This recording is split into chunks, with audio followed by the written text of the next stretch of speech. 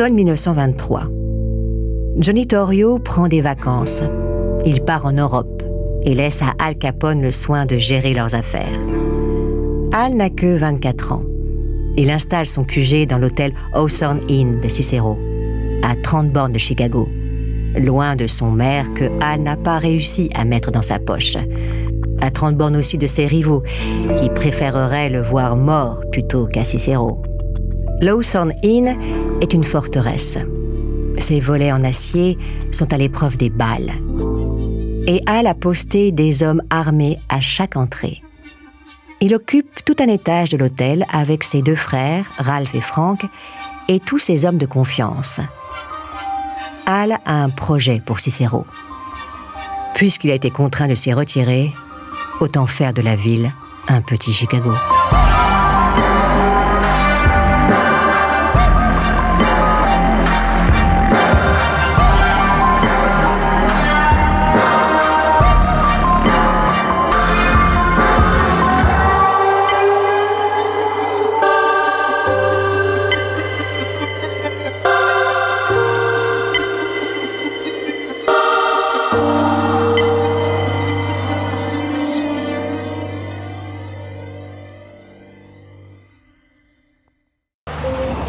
Le 1er avril 1924, jour de vote à Cicero, le juge du comté, Edward Jarecki, reçoit un appel à l'aide des habitants.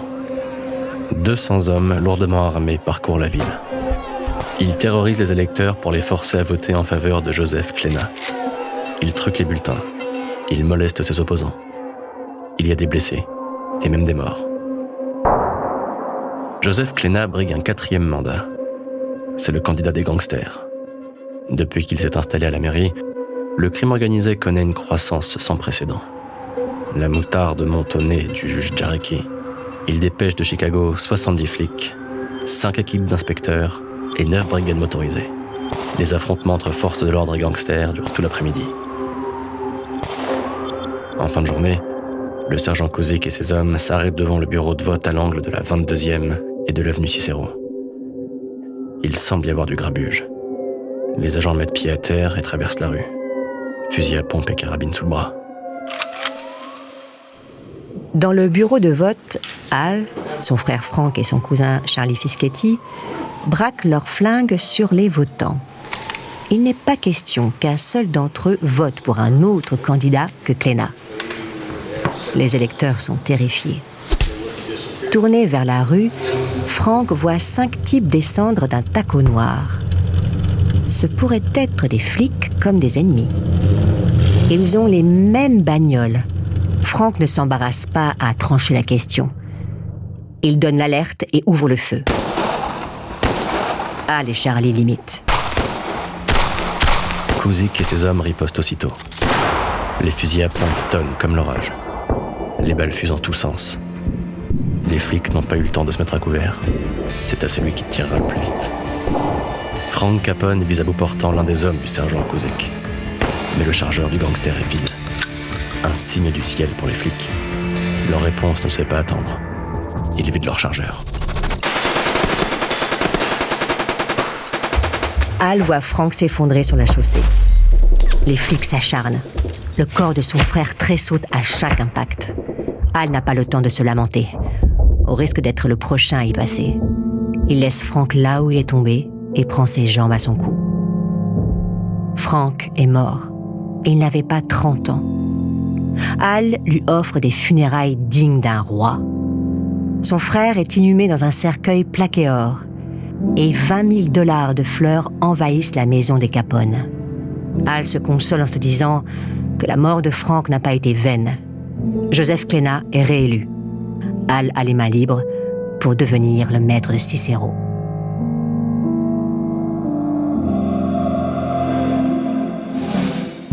Au cours des 6 mois suivants, 150 tripots et 100 bars clandestins voient le jour à Cicero. La petite ville de banlieue devient un haut lieu du crime organisé, rivalisant avec Chicago. Capone et Johnny Torrio, qui est rentré de vacances, ouvrent une maison de jeu à côté de leur QG du Hawthorne Inn, le Hawthorne Smoke Shop. Dès la première année, le tripot rapporte plus de $400 000. Tous souriez à Al et Johnny si Diane O'Banion n'avait pas décidé de les doubler. Le chef irlandais du North Side Gang leur pique des clients et détourne leur camion de livraison d'alcool. Al veut lui faire la peau, mais Johnny le tempère. Les règlements de compte ne sont pas bons pour les affaires. En mai 1924, O'Banion leur fait même une proposition alléchante qui semble pouvoir mettre fin à leurs différends. L'Irlandais veut prendre sa retraite. Il est prêt à leur vendre pour une bouchée de pain sa brasserie la plus rentable. O'Banion leur donne rendez-vous le 19 mai pour conclure l'affaire et assister à la dernière livraison de bière sous sa direction. Johnny se rend seul au rendez-vous. Les flics ont été mis au courant. Alors que le camion s'apprête à quitter la brasserie, ils investissent les lieux. Les gangsters sont pris en flagrant délit de violation de la prohibition. C'est Morgan Collins, le chef de la police de Chicago, qui supervise l'intervention. Il a fait une belle prise. Johnny Torrio, Dion O'Banion, son second Jaime Weiss et 2 de ses flics, des ripoux. Collins fait embarquer tout ce beau monde chez les fédéraux. Cette fois-ci, ils ne peuvent échapper à une inculpation. Libérés sous caution, les gangsters ont rendez-vous avec la justice au début de l'année suivante. Al et Johnny savent que c'est O'Banion qui leur a joué un sale tour. O'Banion se vante d'ailleurs publiquement d'avoir plongé le nez de Johnny dans la merde. On l'a même entendu dire que les Siciliens, c'est-à-dire tous les Italiens, pouvaient bien aller se faire foutre. Pour Al et Johnny, la ligne rouge est franchie. Ils s'associent aux frères Jenna qui tiennent Little Italy. O'Banion les extorque eux aussi. Ensemble, ils décident d'en finir avec les Irlandais. Le 10 novembre, à midi, l'agent de la circulation Gregory Summers voit une Jouette bleue se garer devant la cathédrale du Saint-Nom de Chicago. 3 hommes en sortent, vêtus de chapeaux et de pardessus. Un 4e reste au volant. Les 3 hommes entrent dans la boutique de fleurs qui fait face à la cathédrale. C'est celle de Dion O'Banion, fleuriste à ses heures perdues. Quelques instants plus tard, des coups de feu retentissent. Les 3 hommes se précipitent hors de la boutique. Ils sautent dans la Jouette bleue qui démarre en trombe. L'agent Gregory Summers n'a pas eu le temps de réaliser ce qui vient de se passer. L'inspecteur en chef, William Shoemaker, lui, a tout compris quand il a découvert le corps d'O'Banion sur un lit de fleurs écrasé, taché de son sang. Les Italiens en ont eu marre que l'Irlandais les envoie se faire foutre.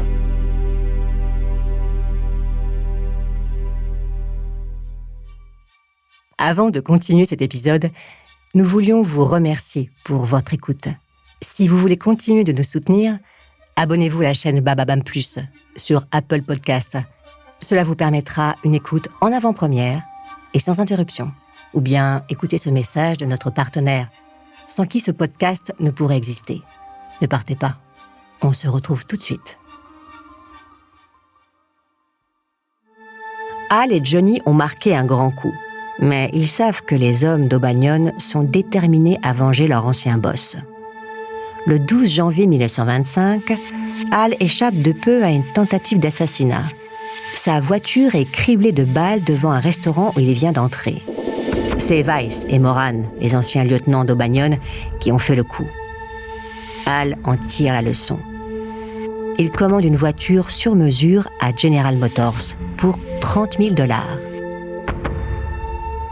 Une Cadillac entièrement blindée qui possède une cache d'armes à l'arrière et des fenêtres qui s'ouvrent comme des meurtrières. Le 24 janvier 1925, c'est au tour de Johnny de tromper la mort. Il se fait canarder devant chez lui. Une balle lui explose la mâchoire. Une autre s'enfonce dans sa poitrine. 2 autres lui transpercent le bras. Au moment du coup de grâce, les chargeurs sont vides. Et les voisins sont aux fenêtres. Les tueurs prennent la fuite.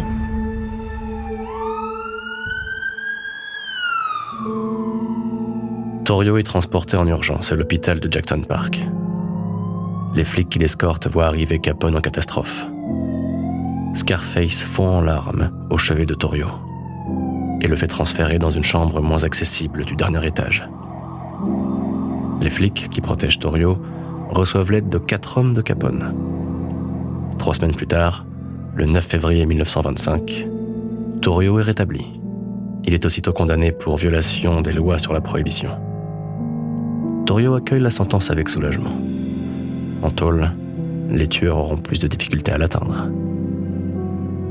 Hal rend régulièrement visite à Johnny dans sa cellule de la prison de Waukegan. C'est là que Johnny lui annonce qu'il se retire totalement des affaires et qu'il lui confie les rênes du gang sans aucune contrepartie. Hal a prouvé qu'il avait tout d'un grand chef. À 26 ans, il devient le seul maître à bord d'un empire criminel qui génère chaque année des dizaines de millions de dollars. Mais Hal va devoir le défendre contre tous ceux qui veulent le tailler en pièces. Ça tombe bien.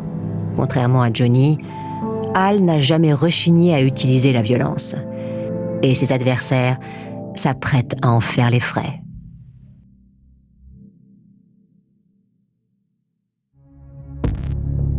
Au début de l'été 1925, Capone se débarrasse des 6 frères Jenna qui l'empêchent de contrôler Little Italy. Angelo Jenna est abattu le 25 mai. Mike, le 13 juin. Tony, le 8 juillet. Les 3 derniers frères fuient Chicago en panique. Les lieutenants des Jenna rallient Capone. Le balafré unifie ainsi les gangs italiens de la ville.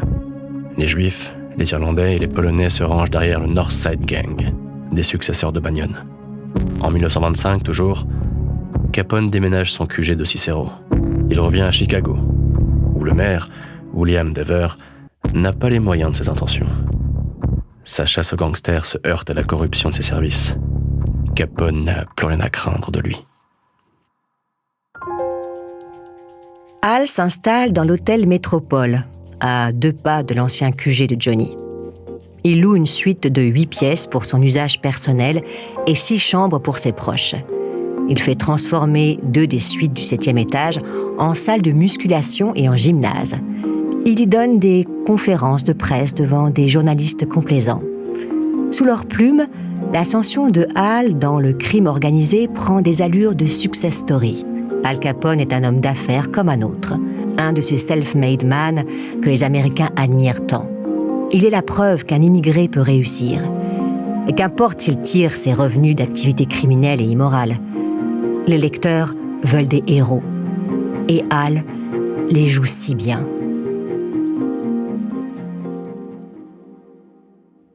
Cette image avantageuse prend un premier coup de canif au printemps 1926. Le 27 avril au soir, le substitut du procureur, William McSwingin, est abattu à la sortie d'un bar clandestin. Il semble être la victime collatérale d'un règlement de compte. L'enquête s'oriente vers Capone. Le balafré aurait un différend avec les gangsters qui accompagnaient le substitut. Capone fera même partie des tueurs. D'ailleurs, il fuit Chicago, comme un aveu de culpabilité. Un mandat d'arrêt national est délivré contre lui. Le 28 janvier 1926, Hal réapparaît à la frontière entre l'Indiana et l'Illinois. Il s'adresse aussitôt à la presse, il clame son innocence et accuse la police de faire de lui un bouc émissaire. Les flics sont incapables de mettre la main sur les meurtriers de McSwingin. Alors, il lui colle tout sur le dos. Il n'a pourtant rien fait de mal. Le substitut du procureur était un ami. Il lui versait des pots de vin et il en a toujours eu pour son argent. L'info a l'effet d'une bombe. Comment un substitut de procureur, jugé intransigeant et intègre, a-t-il pu se compromettre avec des crapules ? Les habitants de Chicago découvrent l'ampleur de la corruption dans leur ville et comprennent pourquoi les autorités sont impuissantes à juguler la criminalité. Pour enfoncer le clou, le procès de Capone n'aura pas lieu, faute de preuves. Le balafré est intouchable.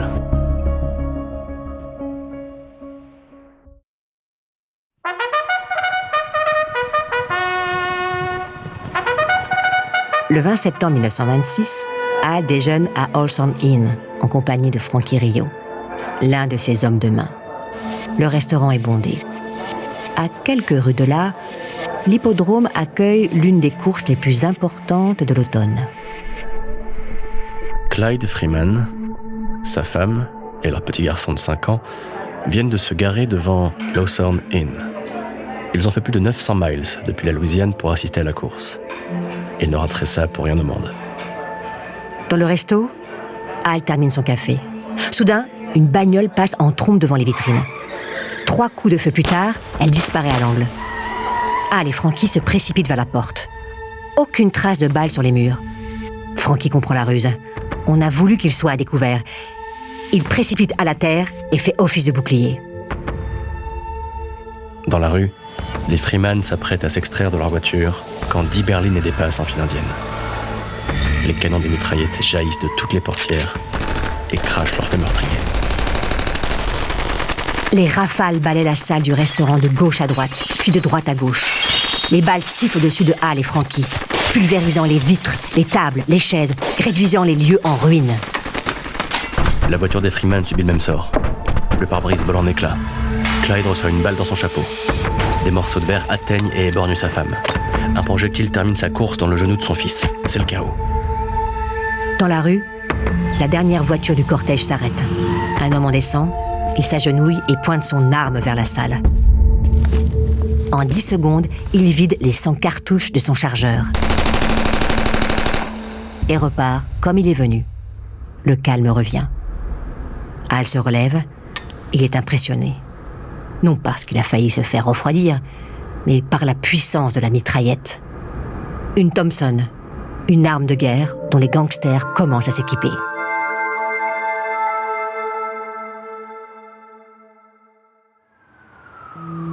Les Freeman se remettent difficilement de leurs émotions. Ils n'ont jamais vu autant de sang. Clyde est le seul à être indemne. Sa femme risque de perdre son œil. Leur fils hurle de douleur. Leurs blessures les conduisent à l'hôpital. La note est salée. Mais Al Capone apprend ce qui leur est arrivé et règle les factures. $10,000 pour l'hospitalisation et l'opération chirurgicale. De quoi se faire pardonner. Pour une fois, Al suit les conseils de Torrio et privilégie la diplomatie à la violence. Le 4 octobre 1926, il propose une trêve à Hymie Weiss, l'héritier d'O'Banion à l'origine de l'attentat. En guise de bonne foi, Al lui offre l'exclusivité des ventes de bière sur l'un de ses territoires. Weiss est prêt à accepter, mais pose une condition. Qu'on lui livre les tueurs d'O'Banion. Al refuse. La trêve n'aura pas lieu. Le 11 octobre 1926, Weiss quitte le tribunal de Chicago, où 2 de ses associés s'apprêtent à être jugés pour meurtre. Il retourne au QG du gang, la boutique de fleurs où O'Banion s'est fait liquider. Alors que Weiss traverse la rue, 10 balles de Thompson le stoppent net. Il meurt sur le coup. Les tueurs ont loué une chambre dans une pension de famille située en face du QG. Les flics y retrouvent 35 douilles de mitraillettes et des centaines de mégots sur le plancher. Le couvre-lit est taché de cirage noir. Les tueurs ont fait le guet, jour et nuit, se reposant à tour de rôle, sans prendre la peine de déshabiller. Capone est immédiatement soupçonné, mais il a un alibi en acier, et personne n'ose le dénoncer. Le 21 octobre 1926, Al se rend à l'hôtel Sherman, à quelques encablures de l'hôtel de ville et du commissariat de Chicago. Les chefs des principaux gangs de la ville sont tous présents. Même George Moran, qui se fait appeler Bugs, le successeur de Hymie Weiss. Tous signent un traité de paix qui fixe les règles entre les gangs.